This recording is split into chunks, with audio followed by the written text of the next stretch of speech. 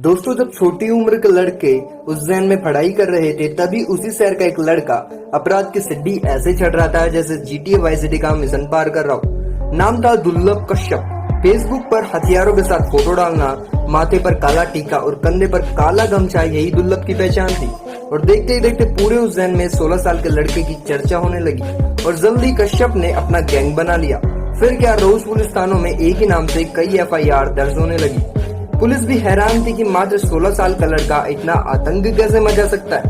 अब कहानी को शुरू करते हैं। 8 नवंबर सन 2000 में एक बिजनेस कारोबारी पिता और सरकारी टीचर माँ के यहाँ किलकारी गूंज उठी और जन्म हुआ एक लड़के का। पिता ने नाम रखा दुर्लभ। उनका मानना था कि बड़े होकर उनका बेटा एक अच्छा और सबसे हटके कुछ नया करेगा। हुआ भी कुछ ऐसा ही। अच्छा तो नहीं, लेकिन सबसे हटके जरूर। दुर्लभ ने अपराध का रास्ता चुन लिया। पहले स्कूल से शुरुआत हुई। स्कूली समय से ही दुर्लभ अपने सीनियर और जूनियर के झगड़े को निपटाने लगा और फिर धीरे धीरे स्कूल का दादा बन गया। फिर क्या था, स्कूली दादा का खौफ इतना बढ़ गया कि इसकी उम्र के लड़के दुर्लभ को ही अपना सरकार मानने लगे। थोड़ी दिनों में ही कश्यप ने अपने ही उम्र के लड़कों के साथ एक गैंग बना ली। इस गैंग के लड़के कश्यप के कहने पर किसी को भी मौत के घाट उतार सकते थे। कुछ सूत्र बताते हैं कि दुर्लभ का नाम इतना था कि दूसरे शहर के लड़के भी उससे जुड़ने के लिए उज्जैन अपना घर बार छोड़कर आने को तैयार थे। अब वो समय आ गया था जब दुर्लभ कश्यप उज्जैन के बड़े कारोबारी और पुलिस के आंखों में गड़ने लगा। यही वो वक्त था जब कश्यप अपनी उम्र के दहलीज को पार करके 17 साल का हो चुका था। 17 की उम्र तक पहुंचते पहुंचते उसके ऊपर तमाम आपराधिक मामले भी दर्ज होने की शुरुआत हो चुकी थी, जिनमें फिरौती, जान से मारने की धमकी जैसे संगीन मुकदमे उज्जैन के कई थाने में दर्ज हो चुके थे। 18 की उम्र तक पहुंचते ही उस पर 9 मुकदमे दर्ज हो चुके थे। ऐसा कहा जाता है कि दुर्लभ को उज्जैन का भाई बनाने में सोशल मीडिया का बहुत बड़ा हाथ था। दोस्तों, दुर्लभ कश्यप ने अपने बायो अकाउंट में लिख रखा था कि वह हत्यारा बदमाश है और कोई सा भी विवाद हो, कैसा भी विवाद हो, उससे संपर्क करे। ऐसे तमाम पोस्ट के जरिए वो अपना गैंग लोगों को धमकाने का काम करने लगा। लेकिन कहते हैं अपराध की दुनिया ज्यादा बड़ी नहीं होती। जैसे ही उज्जैन पुलिस को इन पोस्टों के बारे में 27 अक्टूबर 2018 को पता चली, तो वैसे ही दुर्लभ और उसके गैंग के 23 लड़कों को गिरफ्तार कर पुलिस ने जेल भेज दिया। ये पहली बार था जब दुर्लभ कश्यप को जेल हुई।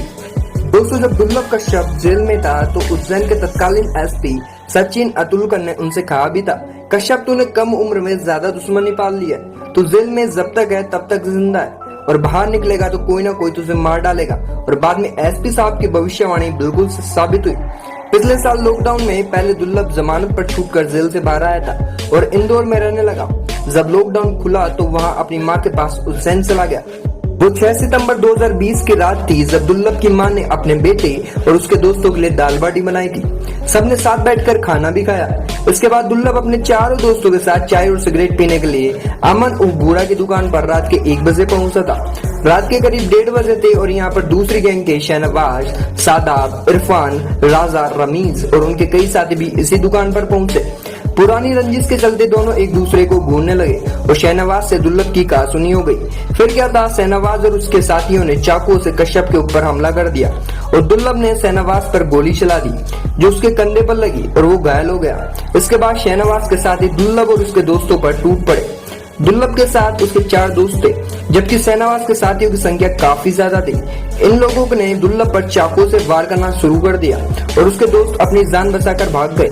कश्यप के दोस्त अभिषेक शर्मा का कहना था कि शादाब चाकू मार रहा था और चाय वाला बूढ़ा कह रहा था कि शादाब भाई इसे खत्म कर दो, जिंदा मत छोड़ना। दुर्लभ को 34 बार चाकू से गोदा गया था और मात्र 20 साल की उम्र में उसकी मौत हो गई थी।